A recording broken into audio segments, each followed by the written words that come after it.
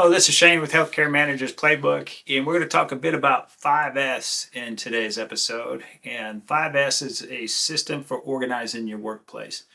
We're going to go through a specific example in our wheelchair room, and this will help to illustrate the different aspects or the different S's within 5S.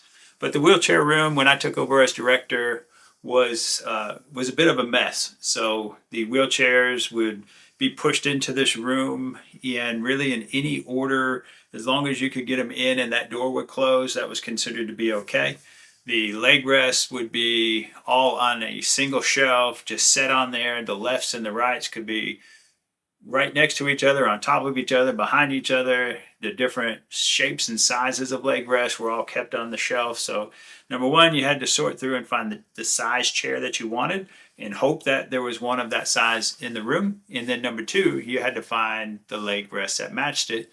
And then if you wanted an accessory like a seat cushion or arm trough or an arm tray, you had to look through the shelves and search around things to try to find what you wanted.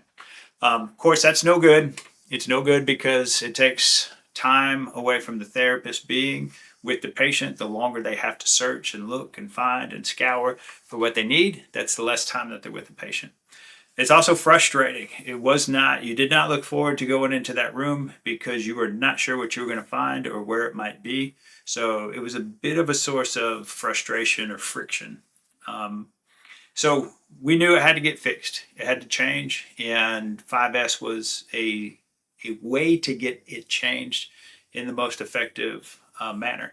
So the first S it stands for sort. So you're going to go through that room, not just the wheelchairs, but you're going to look in the shelves and the cabinets and the drawers and on the floor. And every item you're going to look at it and you're just going to ask, hey, do we need to keep this?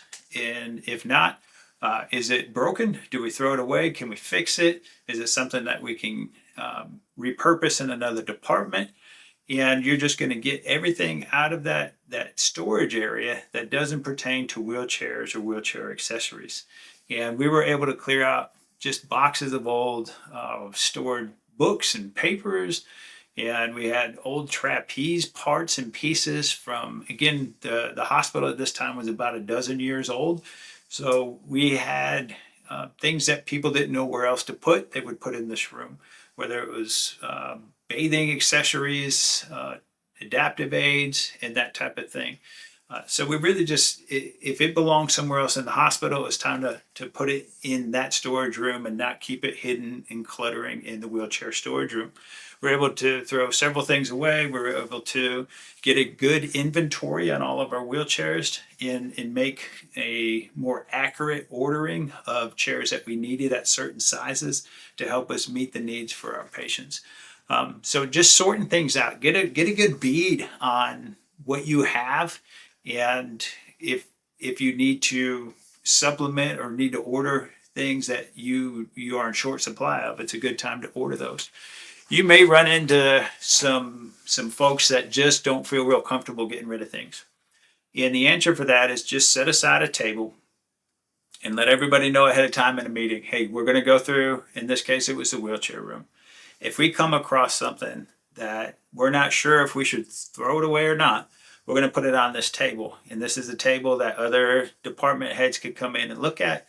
The staff could come in and look at. And if there's anything they wanted to claim off that table, they could claim it off that table. But if it's left there at the end of the day on Friday, it's going to get thrown away. So that will help get rid of a lot of things. And if we have less stuff to filter through visually, when we walk into that room, it's going to be quicker for us to find what we need. And what's remaining, not only do we have fewer items, but what's remaining, we're going to organize. We're going to get some structure, and this is called set and order. So that means we're going to have designated spaces and spots where these items are going to be kept. And it could be the perfect size on that shelf for this particular item. And an example of that would be we ordered the wire Metro cart shelves, but you can get dividers. So we put dividers in between each set of left and right, almost like a shoe box. When you go to buy shoes, you got left and rights in one box. Well, we had left and right wheelchair leg rests in one slot. So there would be slot after slot after slot on that wire Metro cart shelving. And we had it just high enough where the wheelchairs could fit underneath. We could fold the wheelchairs in and slide them underneath that shelf. So now we could store the wheelchairs underneath the shelf, the leg rest right on top of it, and then the next shelf on top of that would be for the seat cushions and arm troughs and trays and different accessories. But each spot was labeled in right size, so it was obvious that that would be a spot that that particular item would go. So we had it sorted, we had it set in order, and the third part is, the third S is called shine. And now that we had things off the floor and we had everything out of the room, it's a great time to clean every nook and cranny in that room, but also to clean the chairs and the cushions and the accessories, and to get it in a way that it's going to be sustained and allowed to continue to be organized in that fashion going forward. In that set in order and shine stage, I didn't mention this, but we also we used cut red vinyl on the right leg rest of every wheelchair leg rest. So that way at a glance, you could tell right from left, which not only saved time when you're finding the parts that you need, but it made it easier to differentiate left from right. When you're going to put those leg rests on the wheelchair, you could just grab the one with the red vinyl stripe on it, and you knew that went on the right side of the wheelchair. So in addition to shining, in that step is maintaining the equipment. And the wheelchair, we felt like, man, the wheelchair is where patients spend most of their time.